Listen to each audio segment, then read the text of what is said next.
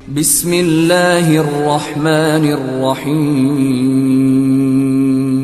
السلام علیکم ورحمۃ اللہ وبرکاتہ۔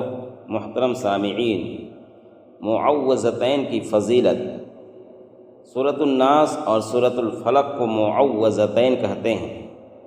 حضرت عائشہ رضی اللہ تعالی عنہ فرماتی ہیں کہ رسول اللہ صلی اللہ علیہ وسلم کو جب کوئی بیماری پیش آتی تو آپ صلی اللہ علیہ وسلم یہ دونوں صورتیں پڑھ کر اپنے ہاتھ پر دم کر کے سارے بدن پر پھیر لیتے تھے۔ پھر جب مرض وفات میں تکلیف بڑھی تو میں یہ صورتیں پڑھ کر آپ کے ہاتھوں پر دم کر دیتی تھیں اور برکت کے حصول کے لیے آپ ہی کے ہاتھ کو آپ کے بدن پر پھیرتی تھی۔ حضرت عبداللہ بن خبیب رضی اللہ تعالی عنہ کہتے ہیں کہ رسول اللہ صلی اللہ علیہ وسلم نے مجھ سے فرمایا، کہو۔ میں نے عرض کیا، کیا کہوں؟ آپ صلی اللہ علیہ وسلم نے فرمایا، صبح و شام سورۃ الاخلاص اور معوذتین 3 مرتبہ پڑھ لیا کرو، تم ہر چیز کے شر سے محفوظ ہو جاؤ گے۔ معوذتین کے نزول کا واقعہ، یعنی یہ صورت کس وجہ سے نازل ہوئی۔ سورۃ الناس اور سورۃ الفلق یہ دونوں صورتیں ایک ساتھ ایک ہی واقعے میں نازل ہوئی ہیں۔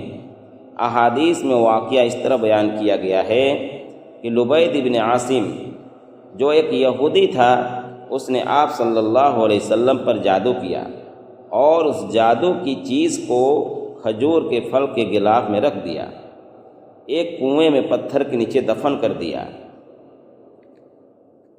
اس جادو کے اثر سے آپ صلی اللہ علیہ وسلم بیمار ہو گئے۔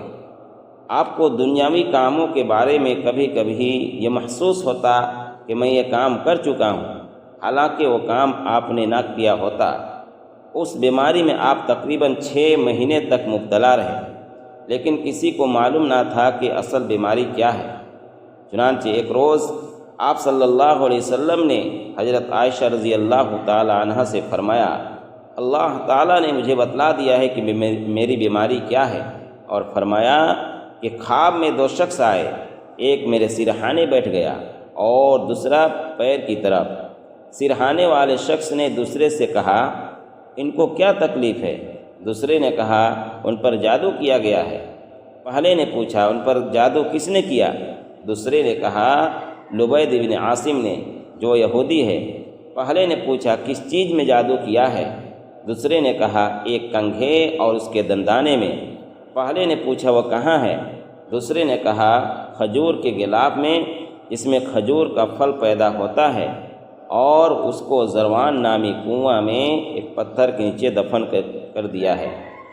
چنانچہ حضور اکرم صلی اللہ علیہ وسلم بیدار ہوئے تو آپ نے حضرت عائشہ رضی اللہ تعالی عنہ سے فرمایا، اے عائشہ، کیا تجھے معلوم ہے کہ اللہ تعالیٰ نے مجھے بتلایا کہ میری بیماری کیا ہے؟ پھر آپ صلی اللہ علیہ وسلم نے حضرت علی، حضرت زبیر اور حضرت عمار بن یاسر رضی اللہ تعالی عنہ کو بھیجا۔ انہوں نے جا کر اس کنویں کا پانی نکالا، پھر اس پتھر کو اٹھایا اور اس کے نیچے سے کنگھا اور اس کے کچھ دندانے نکالے۔ انہوں نے دیکھا کہ ایک تانت کے تار میں 11 گرہیں لگی ہوئی ہیں اور ہر گرہ میں ایک سوئی لگائی گئی ہے۔ اس موقع پر اللہ تبارک و تعالیٰ نے یہ دونوں صورتیں نازل فرمائی۔ اب اس کا ترجمہ کرتے ہیں۔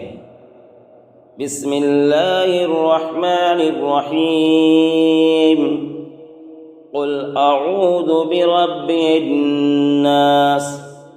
آپ کہہ دیجئے، میں پناہ مانگتا ہوں انسانوں کے رب کی۔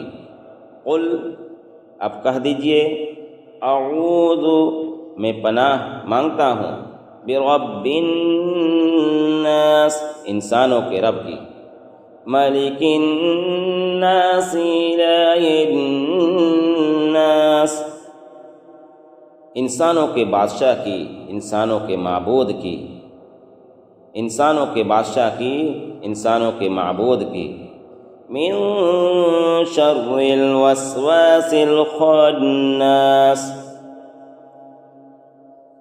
وسوسہ ڈالنے والے، پیچھے ہٹ جانے والے کی برائی سے، من شر، برائی سے، وسواسی وسوسہ ڈالنے والے، خناس پیچھے ہٹ جانے والے، الذی یوسوس فی صدور الناس جو لوگوں کے دلوں میں وسوسہ ڈالتا ہے، الذی جو یوسوس وسوسہ ڈالتا ہے، فی صدور دلوں میں، الناس لوگوں کے، من الجنۃ والناس چاہے وہ جنات میں سے ہو یا انسانوں میں سے، من الجنۃ جنوں میں سے، والناس اور انسانوں میں سے۔